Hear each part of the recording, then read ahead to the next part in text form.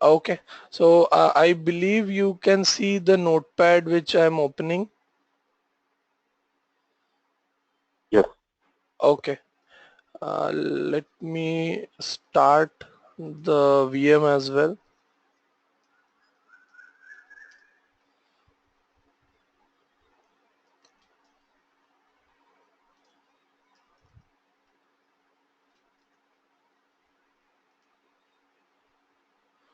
Okay, so before it gets warmed up, let's see what we did yesterday. So yesterday we have learnt about transformation, what are the important types of transformation, and we have started with aggregator transformation, and we were supposed to pick the other two important transformation, that is expression and lookup, which we will do today. And yesterday we had uh, this requirement. We have gone through a RDBMS data model as a source data for us, which is nothing but a employee customer item based a database table which has foreign keys to multiple different tables. And the requirement which we need to satisfy is, the first requirement was find the name of all manufacturers. Second was calculate the maximum, minimum and average price of item from each manufacturer. In other words, it's finding the most expensive, least expensive and average price of item in the inventory for each manufacturer. Then the third point is calculation of average profit of item based on their average price. So this will give us the profitability of all item for given manufacturer. So these are the three requirements we were trying to satisfy, and when yesterday we were working, we were able to identify this maximum, minimum and average price of item based on the aggregated transformation. And today we will try to see how we can use the expression transformation and the lookup transformation. For aggregator transformation, we see how to create the target definition, target table, how to create a mapping, and we have created a aggregator transformation within that mapping. So let's see how, at what point we left yesterday. So let me open the designer.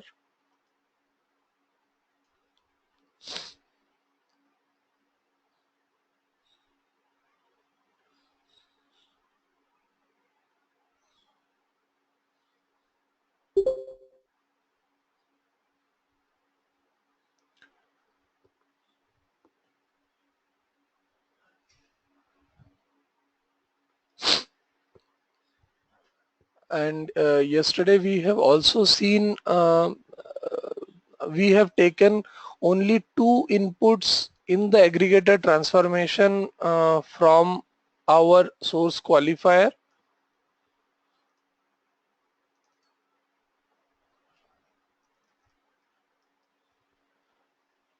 and we have created our own custom output ports for the aggregator. So let's see how it was when we left yesterday.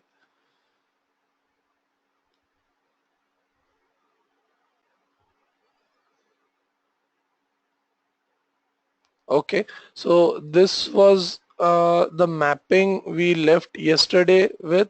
Just let me.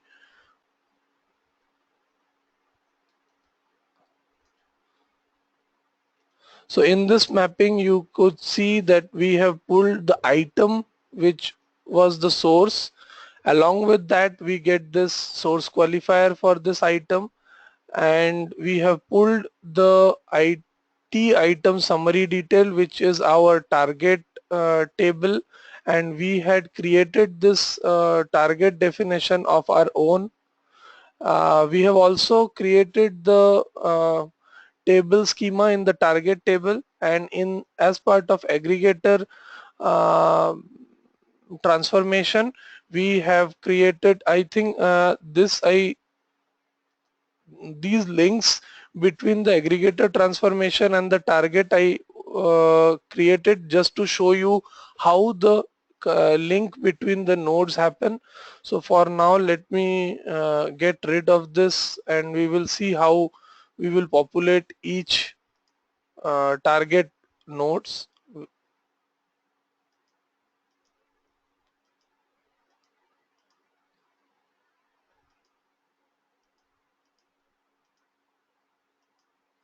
So for now, let's see that we have populated based on the source qualifiers to input, that is price. We have taken it as it is in the aggregator transformation, and we have taken the manufacturer ID which is available in this source qualifier, and we have taken this as it is in the uh, aggregator transformation. uh, Now again, let me go back to our problem statement. So again, this we did yesterday. Today our major intention is to complete the hands-on between uh, expression and lookup transformation. So I just copied the same requirement which we were seeing yesterday. So in this, if you see, I have taken the output for maximum, minimum and average price of item, but I have yet not taken the placeholder for the calculating average profit of each item based on the average price. So for the same, let me create another node in our output target folder that will help me to push the data. So let me name it as,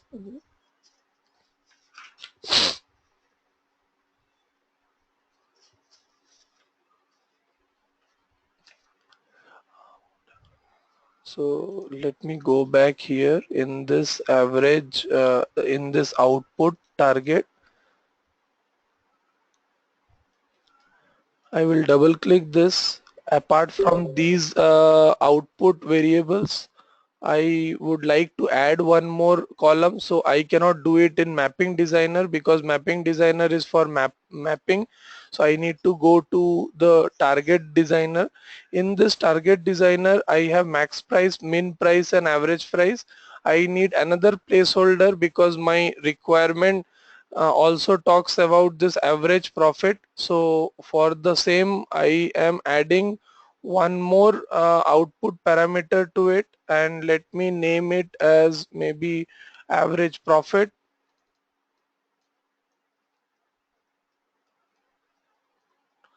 And I will keep this same as number PS 15 and 2. Let me apply this. Okay, and now since I created it yesterday in our actual target database, so if you see the database which we created yesterday in the target database where we are supposed to load the data.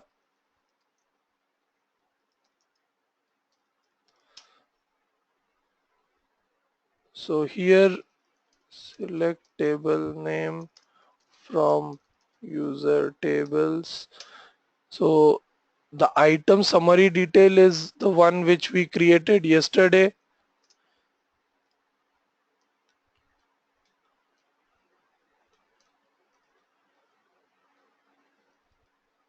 and in this I have only max price, min price and average price. I have yet to add the average profit column in that table. I hope there is no data as of now in this same table. So the data is not there. So let me execute. First, let me save this, and when I execute this again by selecting this table and saying target generate SQL file.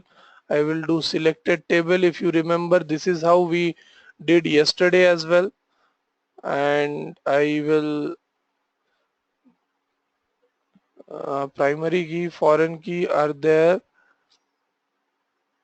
Let me add the drop table as well. So let me connect to the target database.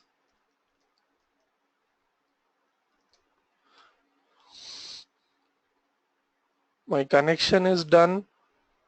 So I will generate and execute. So anyway, the drop table command is there. So this will ensure that the first table will get dropped and the new table with the average profit column added will get added to the target database. So I will say generate and execute. It will give me a warning because I am overwriting the same SQL file which I have written yesterday. So I am clicking on OK. Once the execution is done, if you see SQL statement processed in the output window, I can see the SQL statement processed is there. So let me again go back here and do a describe for this table. Now you can see that my average profit column got also added. So and the same thing you could also see in this file, the SQL file which got generated by our Informatica designer.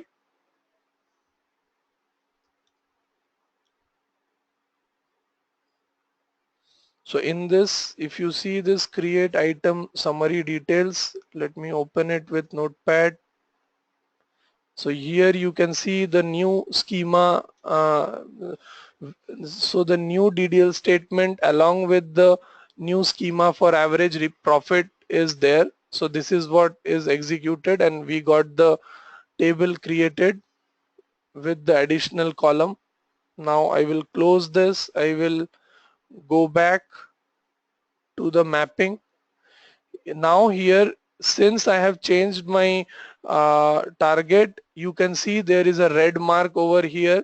This means the mapping contains some target, but that is a orphan target as of now, and we are supposed to refresh this. So basically this is one of the identification you can see whenever a target object is changed. So for that, there either you can get it again or you can refresh this data.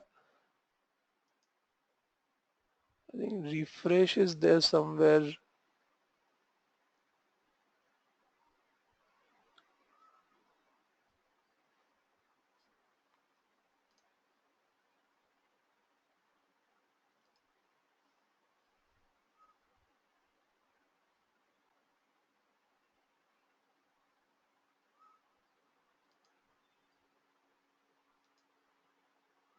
So if even if you don't want to remove this and use the other one, so what you can other way do is you can simply drag drop this target on this, and I'm getting rid of the old one.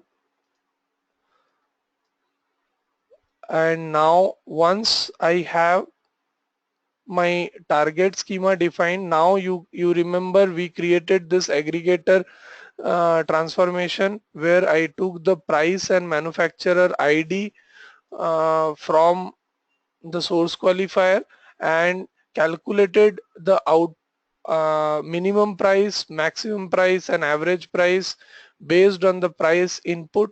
So that is what the expression we used yesterday using the aggregated functions called min, max and average. Today we will see how we can add a uh, expression transformation, and again expression transformation uh, is majorly for the for the calculation of our average profit.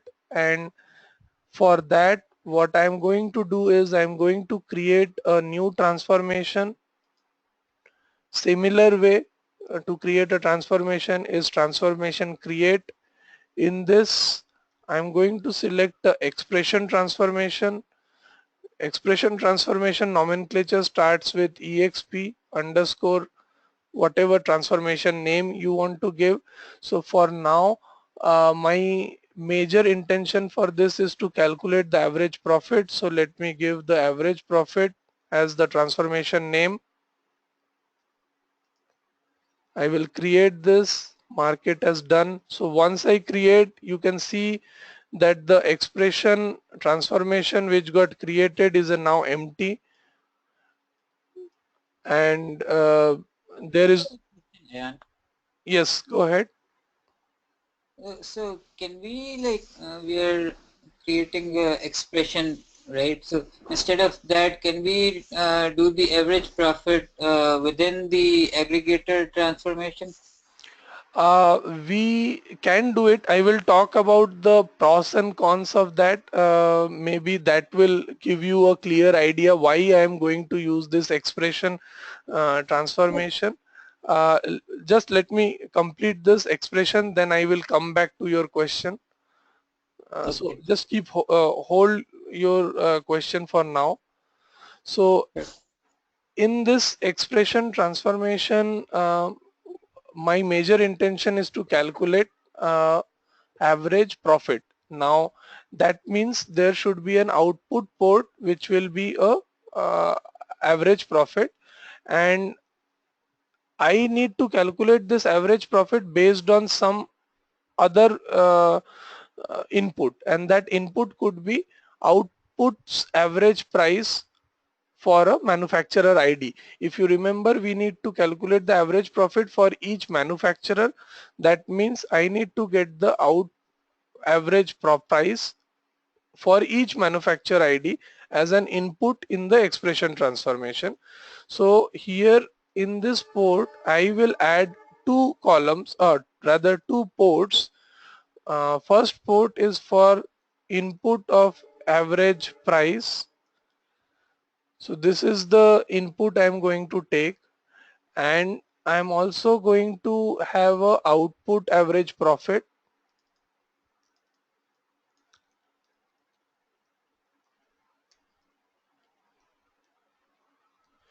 So I added these two ports here. Now the new both these ports has to be a decimal or decimal type of, because that is what the input is from the aggregator transformation. So let me have the precision as something which is either equivalent or more than the data type of my aggregator transformation. This is only input, so I need to check off this output variable. In case of output average profit, it also has to be a decimal, so I will keep that as well as a decimal data type. I will keep the precision same as the average price. This is not an input, so I will check off this, and I have it only as an output. So when I talk only about output, that means I have to either change the expression. The reason is this expression need to be calculated based on this input average price. Now to change that, it is same, means when you click on this expression, the expression editor gets open. By default it is having the variable name, so I'm going to delete this. So here you can add whatever calculation you would like to have. For now, to make it simple, I am using this input average price and adding some multiplying factor, so you can add your own way of calculation here. So for now I am adding it as multiplication, then space 0.2. So that is what the multiplying factor I am applying. So I know that zero point 0.2 is not the average price, but for now to calculate I am using a zero point 0.2 multiplying factor. You could have your own way of calculation within this expression editor. You can then click on this validate to validate this expression. So for example, if I, instead of multiplying, if I have a X symbol and click on validation, it will quickly pick and say that missing operator, and X it is not able to treat, and that's why the validation failed. So that is why any typo mistake can also be caught by this validation. So let me again have the multiplication sign over here, that is the asterisk, validate. Once validation is successful, I am clicking OK. Now, Can I quick question? yeah, go ahead please. So the average profit is, are you taking like 20% of the price? That's what Yes, that's what you yes, meant. yes, Okay. yes. So All for right. now, I'm just taking 20% of my average price as the average profit. So that's why I multiplied it Okay. with zero point 0.2. Thank you. And when I click on OK, I can see that these two ports are now open. Now coming back to the question that why we cannot use the same thing within the uh, aggregator transformation. So answer is you can actually do it, but the recommendation is whenever there is some requirement wherein you have to massage the output variable, means in this example if I would have to do it, I would have to add output average profit as a port here and use this output average price, which is also an output variable, as a local variable and use it in the in the last port, that is output average profit. That is not a good idea, because you are going to massage the same data of your aggregator transformation, which is nothing but a output port, and you are adding logic on top of the output variable. So that makes the transformation to work in a slower pace, means it reduces the performance. So that is one reason you are not able to use it on the aggregator transformation. Now you can ask a question that, okay, if that is fine, then why I cannot create a new aggregator transformation where I take this input and output as the average profit. So that is That also, was my next. sorry, Nothing. I think that was my next question actually, which correct, is correct. So sorry. that's a general question which means we will have, and the answer to that is every transformation has its own way of optimization. So I am saying that you can still do it using aggregator transformation, because aggregator transformation gives you flexibility of having all sort of expressions. So when I click on any of the expression, let me go back to the expression editor. So here I can, this expression editor is common. Whatever I use it in aggregator transformation or expression transformation or in filter transformation or any other transformation. This is a common piece of widget which is used across all transformation. But uh, inbuilt there are some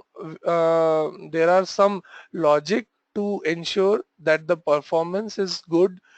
For that reason, in case of this all function, whatever or rather in aggregated function, whatever functions are meant for aggregation job, for example summation, minimum of something, maximum of something, all these things need to be done using aggregator transformation. And if, for example, if you can see here, if I go back to aggregator transformation and if I click some of the so here in expression editor I can see aggregate, but when I do the same thing, I in any other transformation, for example in this case in expression transformation, I am not able to see the aggregate function. The reason is they are not exposing it to the expression editor. At the same time, this multiplication, which is a simple multiplication factor, which I could have done it in aggregator, but aggregator has its own extra logic, extra business logic, which it need to be carry forward. So those extra business logic, if I do not need, because I need a lightweight kind of calculation, in that case I will use the expression transformation, and I can skip the extra business logic which is inbuilt for a aggregator transformation. So that is the answer to your question. You can use both in tandem or in as a replacement, but you have to smartly choose, because in many cases you have to actually do some aggregation, so and that is why you have to use aggregator transformation. In case of expression transformation, if there is a lightweight calculation is required, it is supposed to means we are recommended to use the expression transformation. Basically, complex calculations have to be done within aggregated transformation, and simple calculations can be done in expression transformation, right? I would change that answer in that way, that whenever any aggregation task you need to do, Yeah. for example summation or means whatever you can do in an Excel sheet, you should refer aggregator transformation. Any other simple calculation, it could be multiplication or any BODMAS rule, you can refer this expression transformation. Even it could be a complex one, but its complexity is based on only one of the one or two or very less set of ports, then you can go for expression transformation. Okay, let's suppose like we have like a requirement where there is not lots of aggregation required, and it has like simple calculations where we can use either expression or aggregate transformation. So which one would be like better transformator to use in that case, where we can use either which can be done in either aggregator or expression, like as a performance in a performance way, or in any, like which one would be a better Okay. transformator to? So first thing, you should target to use the expression transformation, because it do not have the extra business logic for aggregation.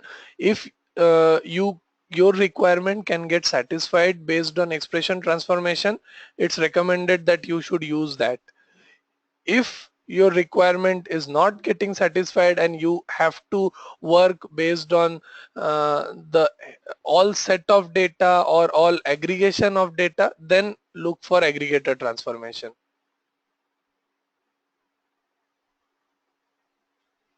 Okay, cool. Okay, so now I have created an expression transformation where I need to pass this input average price, and to use this input average price I am using this output average price of aggregator. So I'm just dragging and dropping here. So this is how I have created the let me keep it here to make it visible.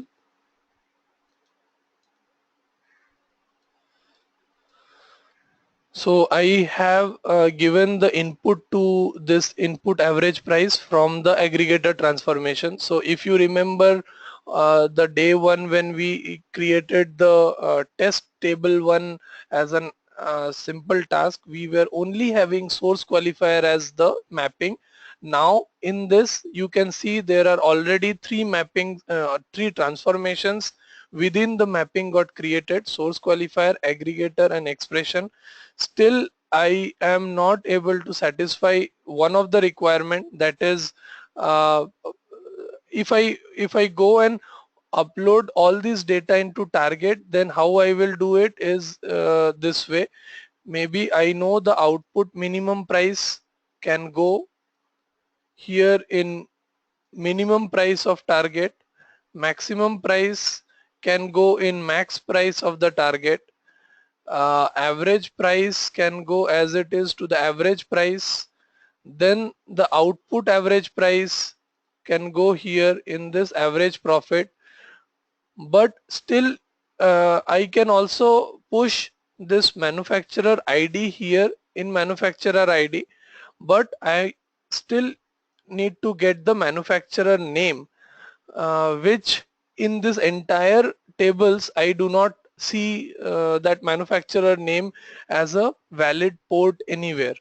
So for this same reason we need to work for a lookup transformation. So majorly lookup transformation is used whenever you need to look up into any of the table. It could be a source table, or it could be a target table, or it could be a random table as well.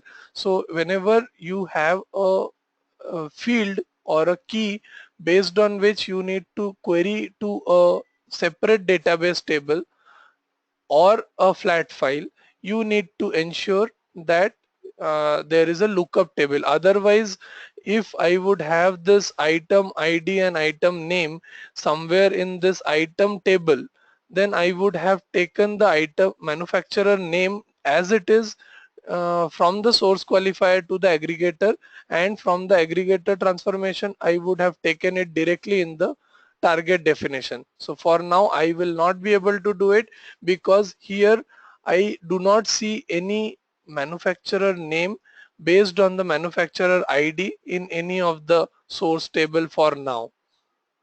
So to achieve this, I am going to create a lookup transformation.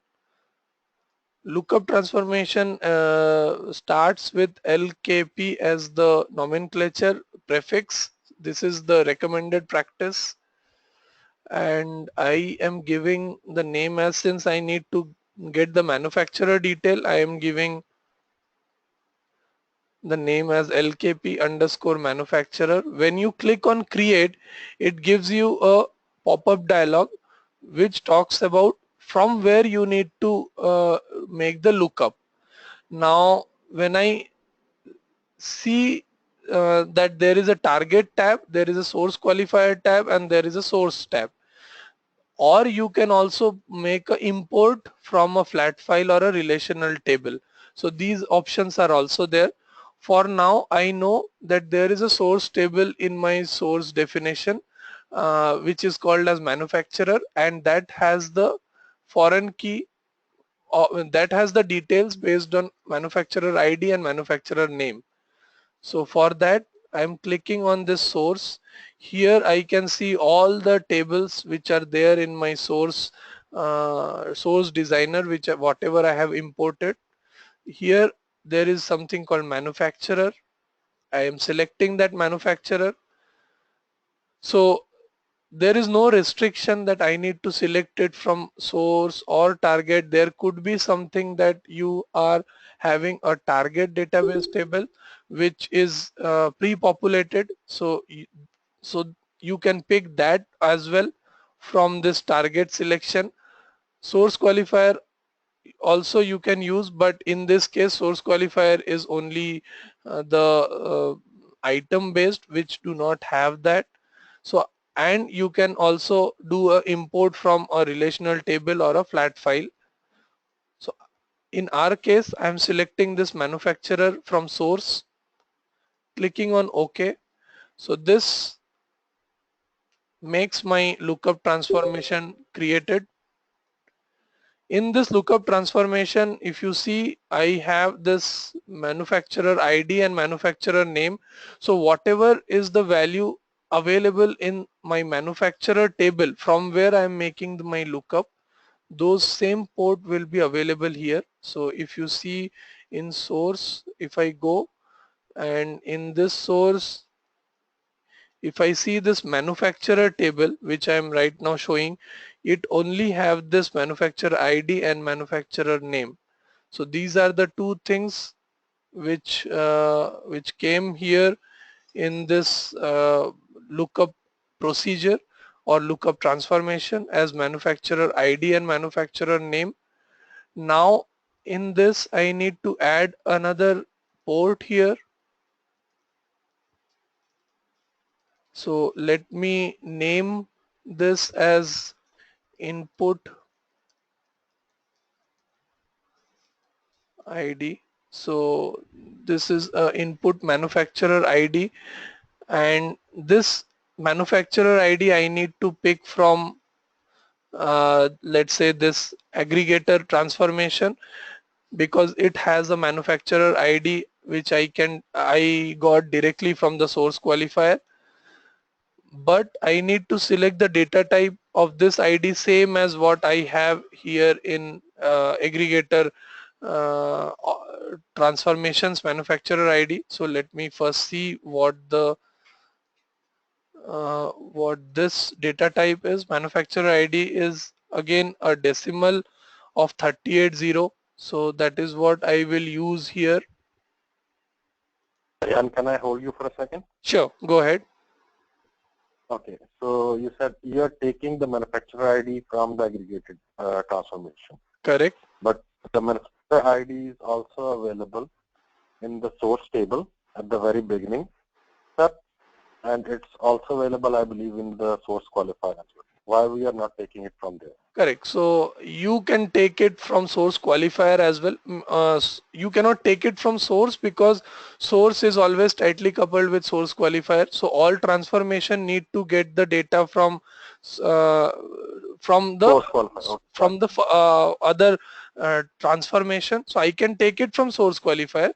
But since I have taken that source qualifier manufacturer ID already into aggregator transformation, I am going to take it from aggregator transformation. The reason is if I take it from source qualifier, same data I am pushing in two different places, which in some cases that could be a wrong idea. The reason is if you are writing, let's say this source qualifier is some other transformation, and you are taking the value from this from this source qualifier, the manufacturer ID to aggregator, and from the same manufacturer ID to lookup. So there can be some other writer jobs which are making modification to this source qualifier transformation, and if that is true, then for one source you will get some data, and that could get differ when you are getting the data in the lookup procedure. I understand, because that's what going on behind my head. So whenever we have the granular information, so I think to add the guy who asked that question, why we are using the expression transformation instead of the aggregation, because I think it is recommended to use the aggregated transformation where we are grouping up something with respect to some context. Correct. Always. Correct. And Correct. So that's why aggregated transformation is meant for. And if it is a simple calculation, and now it leads me to another question which I was holding in, I think 5 minutes ago, and I think it is the right time to ask that question. Sure. So in the expression transformation, we didn't bring any context. So it is a simple it is a simple expression based on an input. So I am assuming or thinking or visualizing this as a inline query or views, writing a SQL. Like for example, I am writing a very complex SQL where I have like very inline queries within cells. So in the aggregated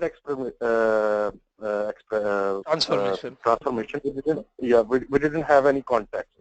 So since it is coming after the aggregated transformation, so by default it has the manufacturer ID as a grain. Yes, that is correct what you said. And to picturize your stuff, you did a right analogy. That is, it's nothing but a inline query kind of thing, which we are taking based on the input from some other queries. So the analogy which you made is correct, I would say. So the linearity or the flow is very much key to get your inputs and to decide where to get your ports linked. I would say whenever you do this mapping designer job, whenever you want to create a transformation flow, try to be very means think very simplistic way. And whenever you start thinking in a simplistic way, it will means, for example, in my case, means if I go back to my requirement, my requirement was what, calculate the max, min and average price of item from each manufacturer. So as soon as I say from each manufacturer, I have to make a aggregation because I have a list of manufacturers and which I need to group by and then make my calculation. So that is why, if you remember, we created the manufacturer with a group by clause as well, manufacturer ID. Then we use the aggregated transformation. As soon as I have my aggregated transformation having max, min and average price available, I need to calculate the average profit of item based on average price. So for this, I could also used the another aggregated transformation, but that is not the right way because it is not supposed to make any aggregated calculation because that is already done as part of this job. So what is the Right. what is the next thing which I can use? That is expression. So that's what I did here. I created an expression. I took the input from the aggregated transformation and calculated the average profit. Now, Right. And I think my concept is clear. So the reason why I think you're trying to explain, we have to link the manufacturer ID from the aggregated transformation to avoid any Cartesian product. exactly. For example, you see, yeah, okay. Okay.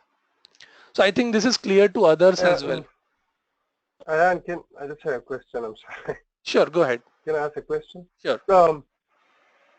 The manufacturer ID, right? So for the manufacturer name, you already have the manufacturer ID and the aggregator transformation.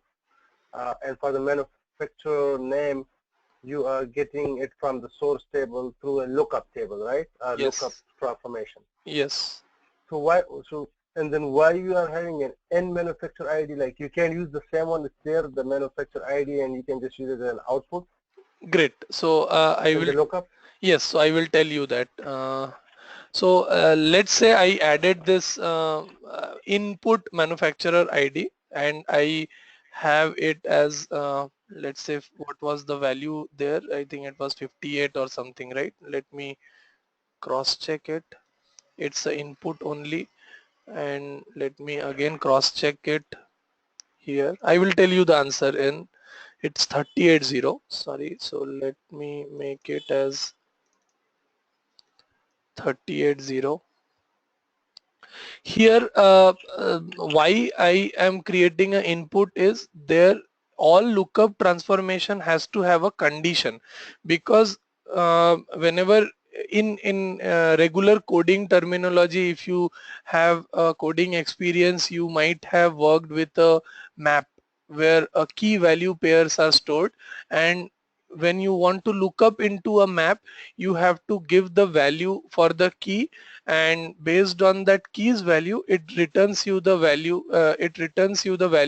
as stored in the map. Same concept is there in this lookup transformation. Now when I say the key value, key is manufacturer ID, value is manufacturer name, but you have a huge set of key value pair. Means for manufacturer ID 1, name is X, for 2, name is Y, for name 3, name is Z. So when I want to look inside 1x, 2y, 3z, I need to pass the value of the key. That is, I am looking for value for manufacturer name for manufacturer ID 2. Then only I will get y as the output.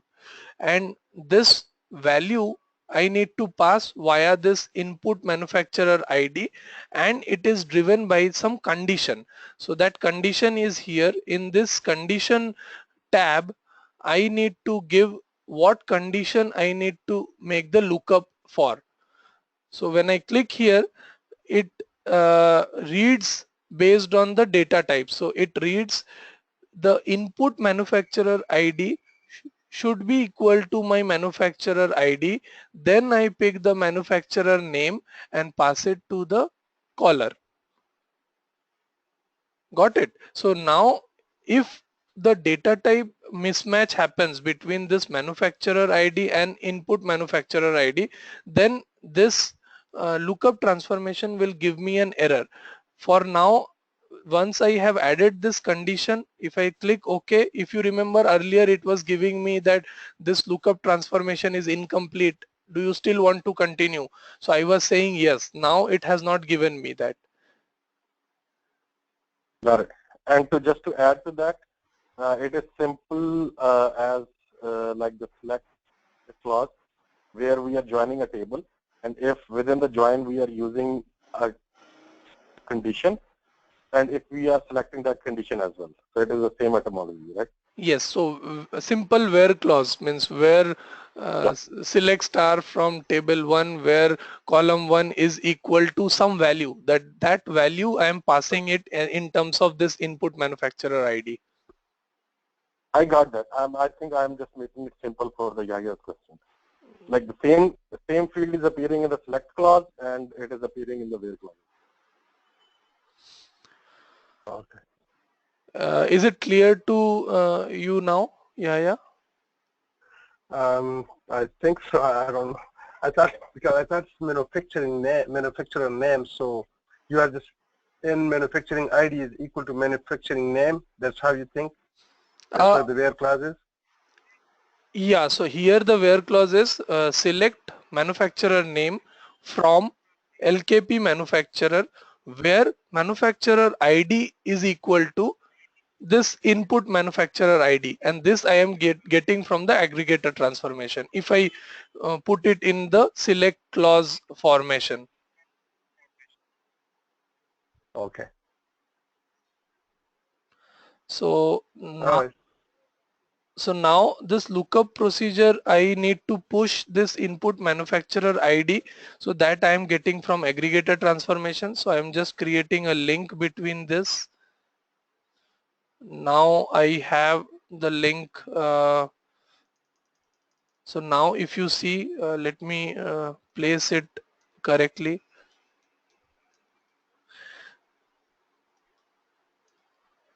And now when I have this output target, now in this case I can get the manufacturer name from the lookup procedure, which I was initially not able to do. So if now I can see, then manufacturer ID I can either take from directly from the aggregator transformation, but based on the same explanation which I gave earlier, since manufacturer ID is already pushed to lookup transformation, it's better idea to pick it from the recent source of transformation. So for that reason I am picking manufacturer ID and pushing the data to the target here in manufacturer ID. Similar way I am taking the manufacturer name from the lookup and populating the target table. From aggregator transformation, I have the min, max. I have already selected the min, max and the average price. and from expression I have taken the average profit, which I have pushed to the uh, target definition. Just quick tips for that before quick develop designer tips. One is when this transformation goes beyond your scope of visibility, the way you can see it in a quick overview, there is option in view, that is overview window. So in view pull down menu there is something called overview window, which pops up this this small uh, preview of your mapping. Here you can actually move your cursor and that will show you where exactly the how exactly your transformation is flowing. So this is a quick tip for that for you to quickly see what the transformation is. Another good way to arrange your transformations, for example here now I was doing a dragging and dropping of all the things and still you can see the links are messing up. So to ensure the links are correctly arranged, there is a option called layout arrange. When I click this it will talk which mapping I need to select. I say okay and it will arrange it in the right fashion, if that will at least be readable, and which I was not able to do manually.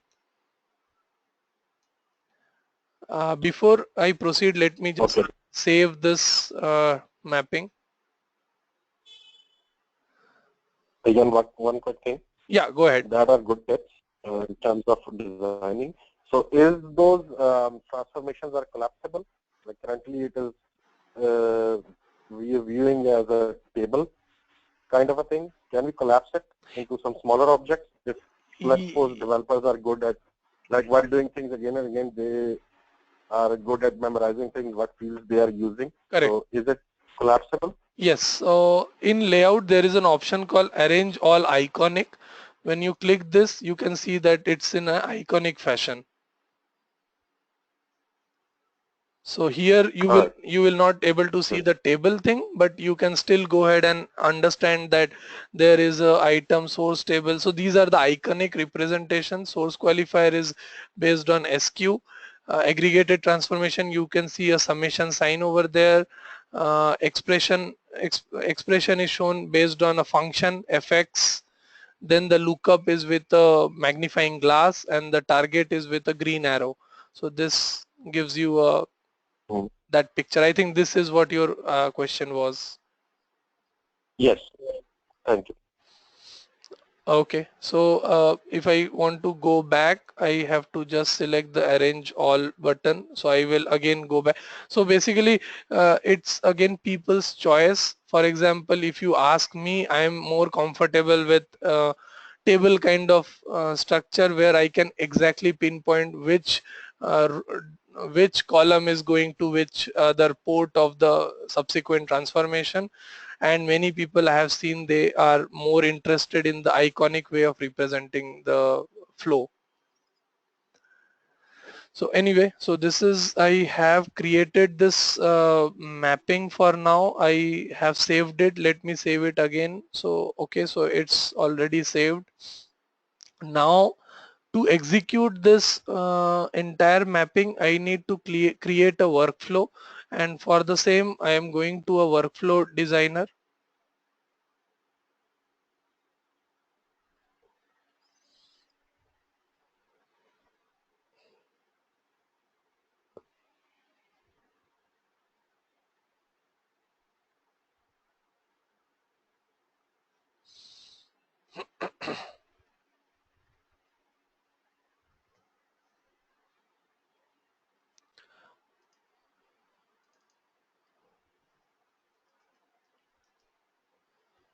So in this workflow designer, when I move to demo folder,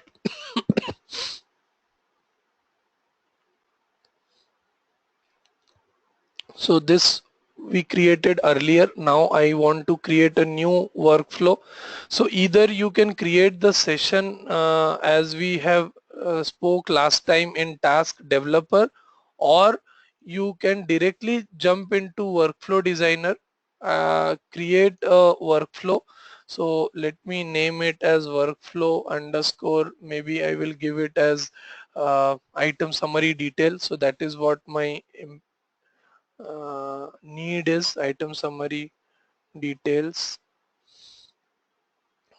Integration service, again I have only one integration service. If you have multiple, then you can browse it from this. Keep all as default, but if you want you can change these fields as well. For now I am going ahead with the basic properties which are there in the workflow. I'm clicking on OK. As soon as I click OK, I only get a start because there is no task yet created. So I can actually create the task directly in Workflow Designer as well. So I'm going to create a task here, that is a session task, and let me name the session task as maybe uh, S underscore uh, item summary details. I am using the same name for session, item summary detail. When I select create, it will give me all the mappings available for this user in this repository called support, and in the folder called demo folder. So I am selecting m underscore item summary detail, which I have created in the Power Center designer. I'm selecting OK. So this way I can create the task directly in Workflow Designer. Once it's created, the pop-up window still remains, because in usual practice you go and create multiple tasks in one shot. So in our case I will create only one and say done. So this is the task I have created, but the start and the actual task are not linked yet. So to link, I can directly make that linking by there is a pull down menu. I think there is a shortcut which I am not seeing. We have to organize it, those shortcut. Otherwise, again, means shortcuts are so useful. Many a times it plays this dirty game. I also forget where exactly that menu is residing.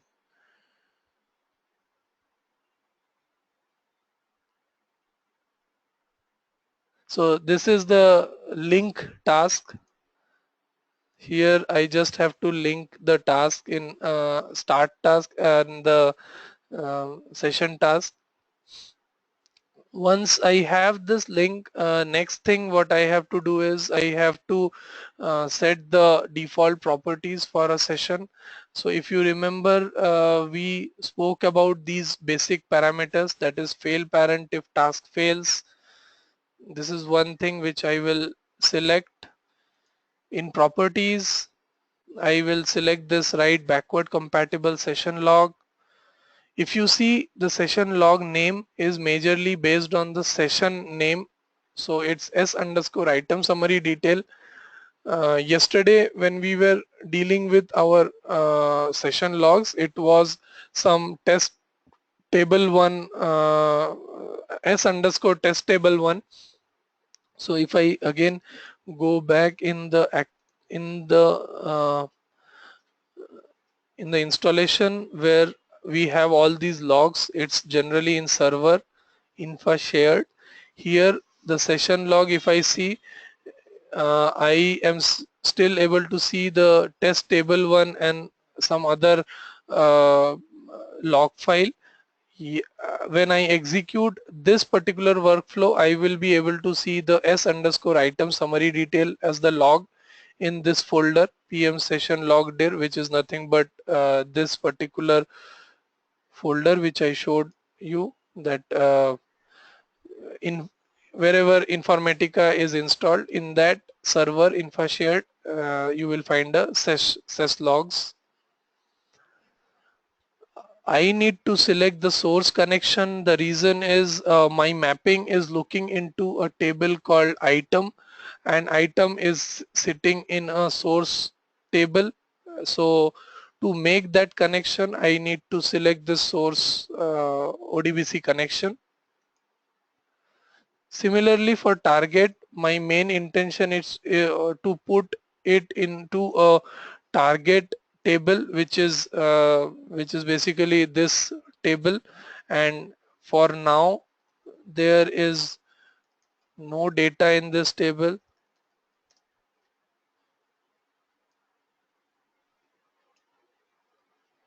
So still zero data is available. So for that, I have to give the target connection object. Click OK. Keep all these things as default for now.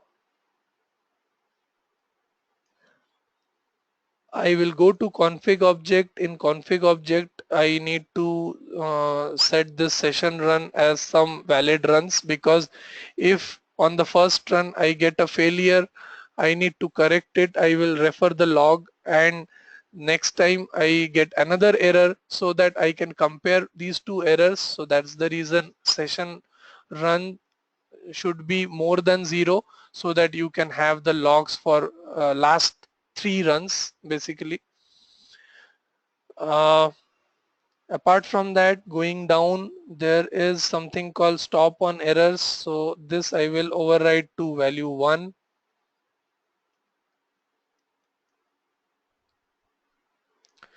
In mapping, if you see that there is a source qualifier and there is a target definition, in source qualifier I can either give directly source, or yesterday what I was suggesting you, use the connection variable, that is source $source. So if I give this $source, this means already in properties I have mentioned what the value of $source is. I am reusing that $source in mapping. In the properties for the source qualifier, I am not changing anything as of now. In target, I can use the same way. I can use the uh, connection variable here, and the correction variable is target here. Here in this target bulk load, I'm again making it normal. Another reason, I think I have not spoke about this yesterday. Whenever you are doing a bulk operation, that is database constraint. If there is any index available, bulk mode is not the recommended way. And to still use a bulk method when a table has some indexes, there is a different way which we will talk when I will show you an example of bulk target load. So that is another restriction, when to use bulk and when to use normal. uh, I will select this truncate target table option. In case the table is already there, I will truncate it. Remaining thing I will keep it as is. In components I'm not changing it anything here, and in metadata extension I'm not adding any new metadata here. I am clicking on OK, and now I'm saving the changes which I did.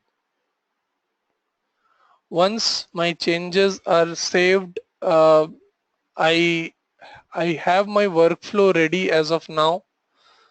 Now what I need to do is I need to execute the workflow.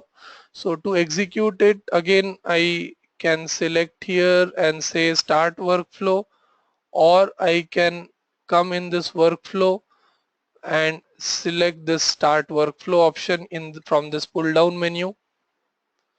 So let me so basically when I click this, it will execute this session task, and when this session task is happening, it's nothing, it's doing this basic mapping which we have created.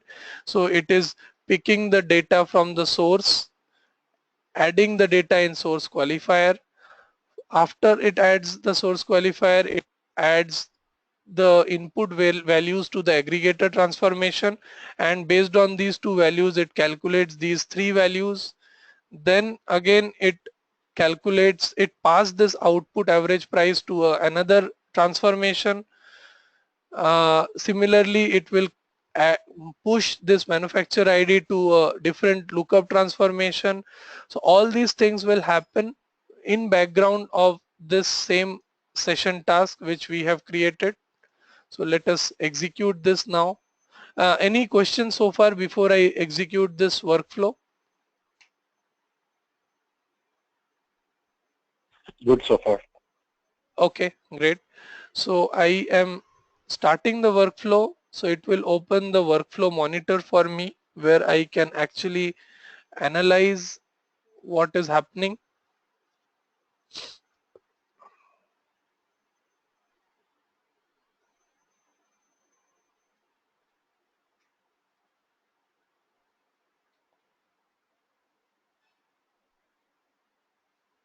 What happened?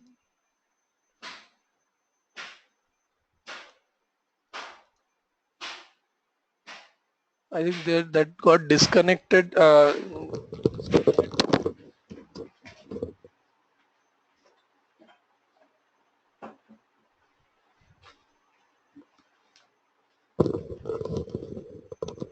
Ayan, Yes, how yes. much more is per day?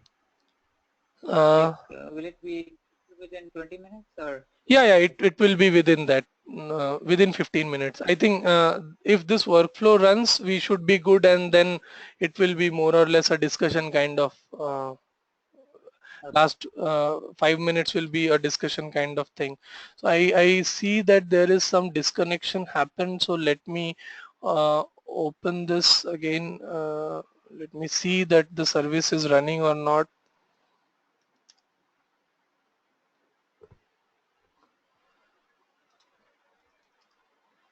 Service is up. If service is up, then the next step to check is whether the integration service and the repository service are running or not.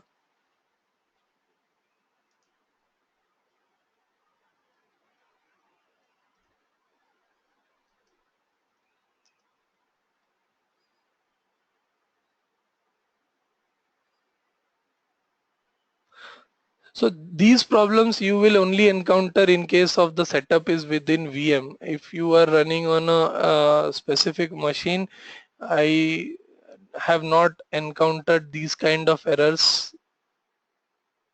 So these two services are also up and running. So let me start this again. Why?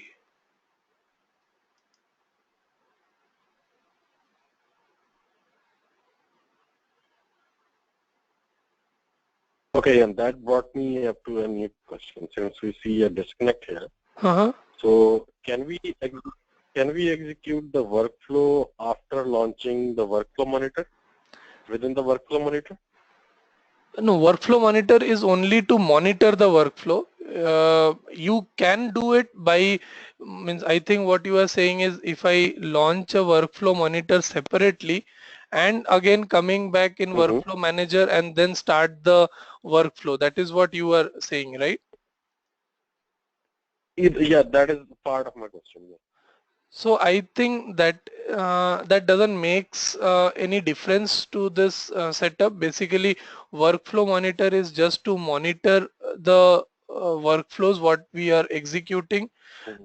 and by default, whenever you execute a workflow, workflow monitor gets opened, and all the workflows along with the tasks come here, and you can see the actual progress in this. No, the re, the reason why I asked this question is whenever we launch a client, Uh-huh.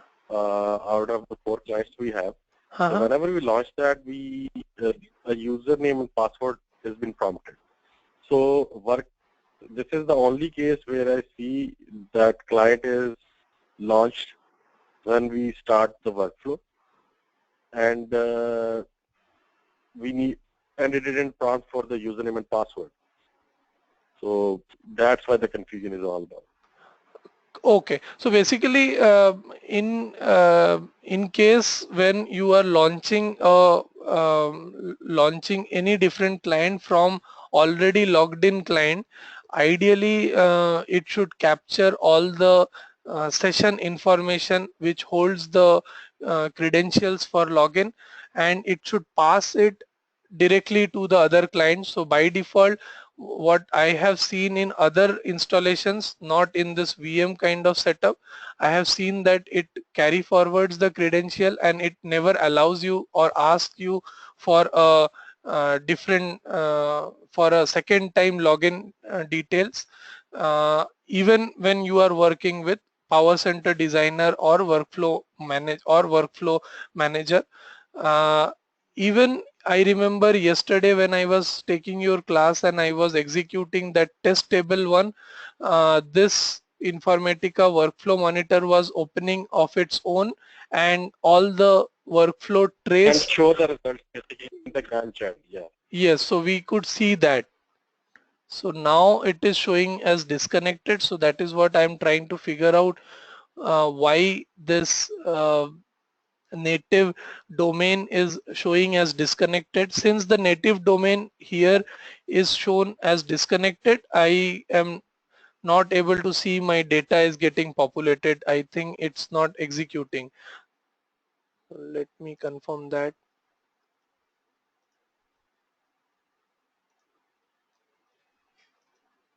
So actually the data got populated.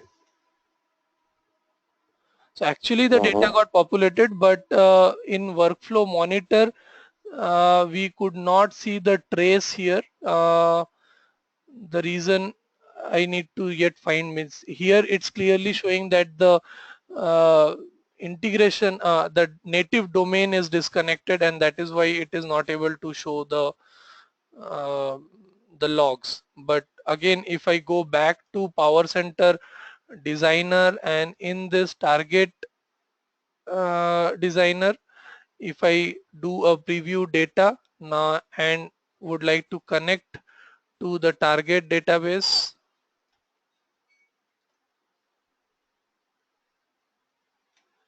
and say connect. Oh, okay, I gave a wrong password.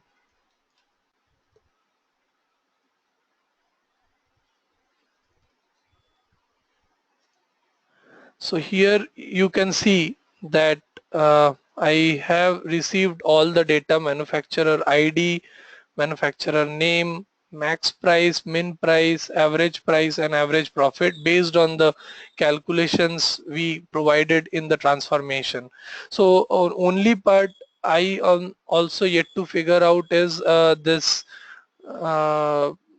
this workflow monitor, why it didn't showed me the exact status of my session object. If there would be any error happened, then I was not able to see it in this workflow monitor. But the same thing, I could have gone in here and seen this log file. This is that s underscore item summary details. So now you can see, since I made the last session run as 3, I can see here at least 2 data available because I have executed that workflow 2 times.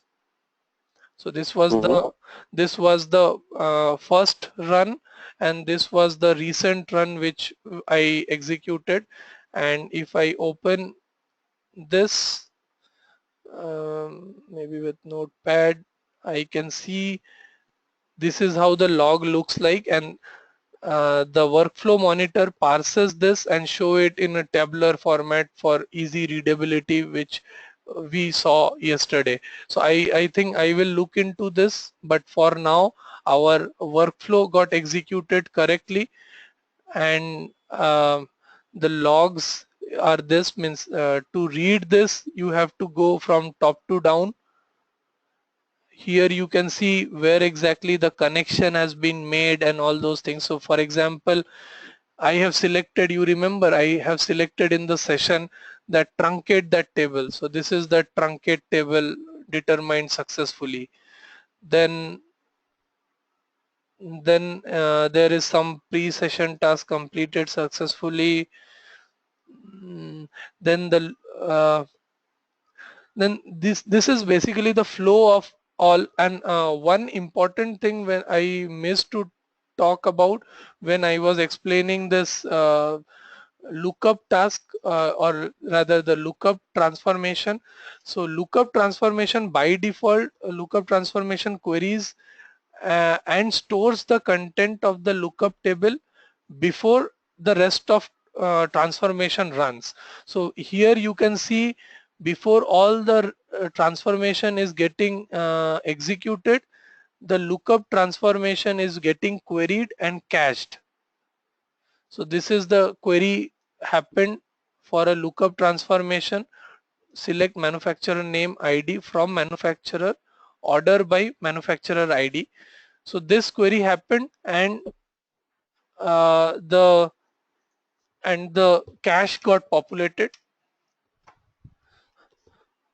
and that cache is required, means for better performance they make the query at the very beginning and cache it before the rest of the transformation executes, and it helps in performing the join through the local copy of the table that it has in its cache. So that is why uh, this is important to know.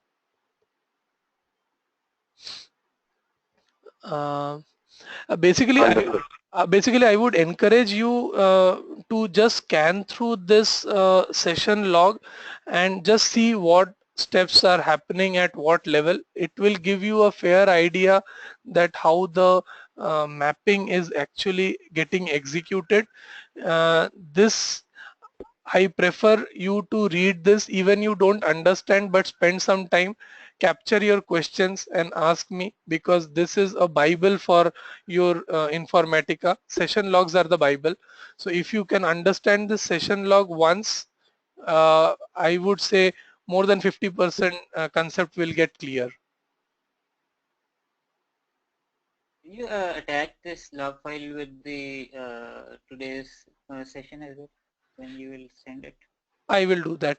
I will send this session, attach this session log.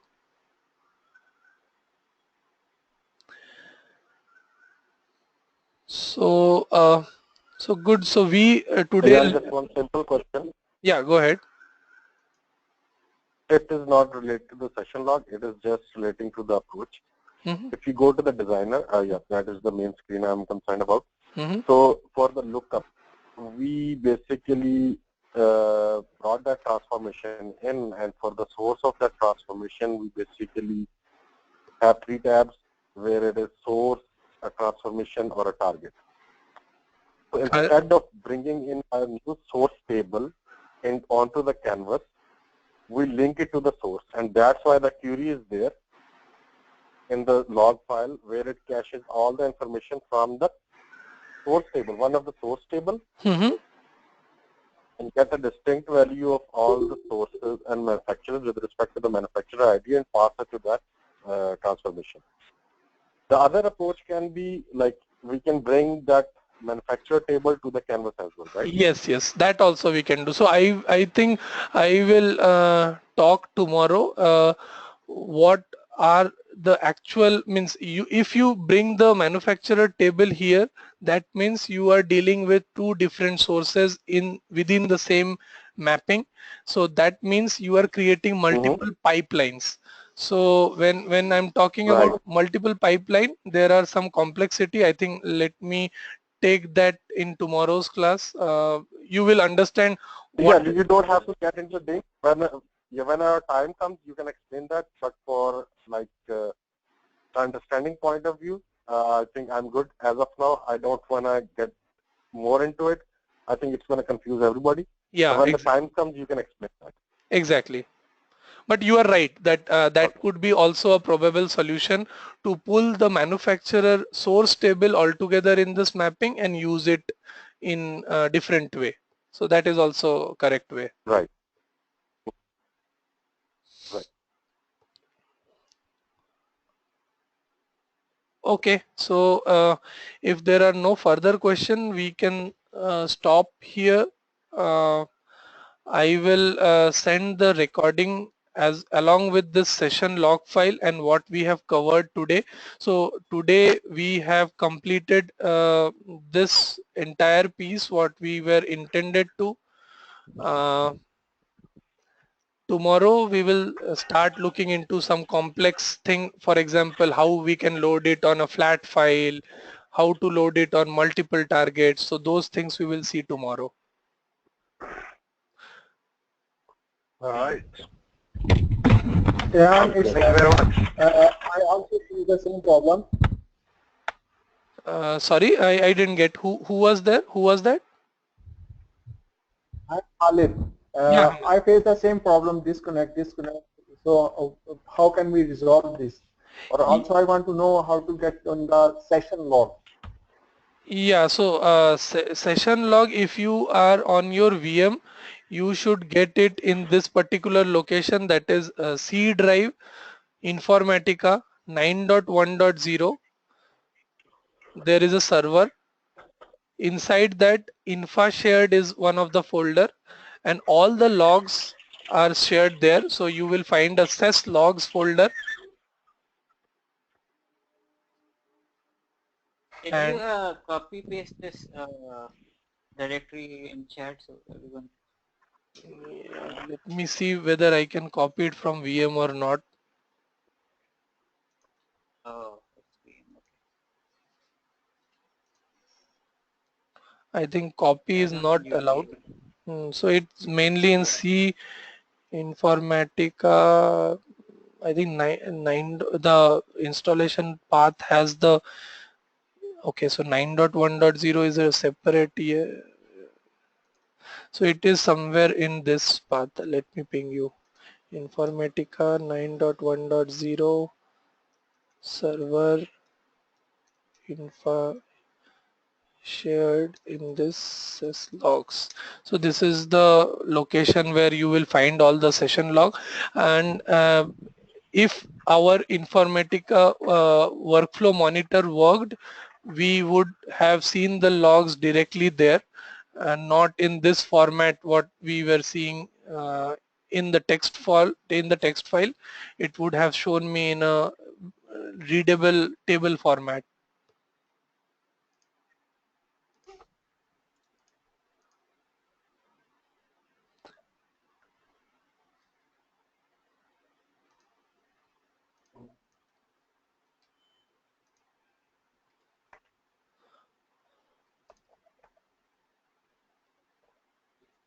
Okay, so if there are no further question, I think I can stop the recording for now. I will share the details of today over email. But I would strongly recommend that whatever we are doing, please start those things, because if you are not doing, it may hamper your understanding. So I will strongly recommend at least spend an hour and maybe complete the assignment what I have given, or do the same step what I am showing you on in this class on your setup.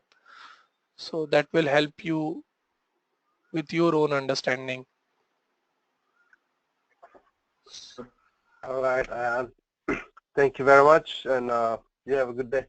Yeah. Yaya, Hassan, and please, once you close the meeting, everybody, I mean, not Ayan, but everybody else, if they want to join, they can join my bridge. I'll be opening it in 1 minute. Hassan, Yaya, Khalid, Shazad, Fazan, Amas, whoever is there, they should join on that. There's a small discussion I need to have with the whole group, actually. Hey, I will not be able to join Hassan. I have another meeting to attend at 10. Okay, no problem. Okay. Afterward. Bye bye guys. I'm dropping off. Thank you. Okay, thanks. Bye.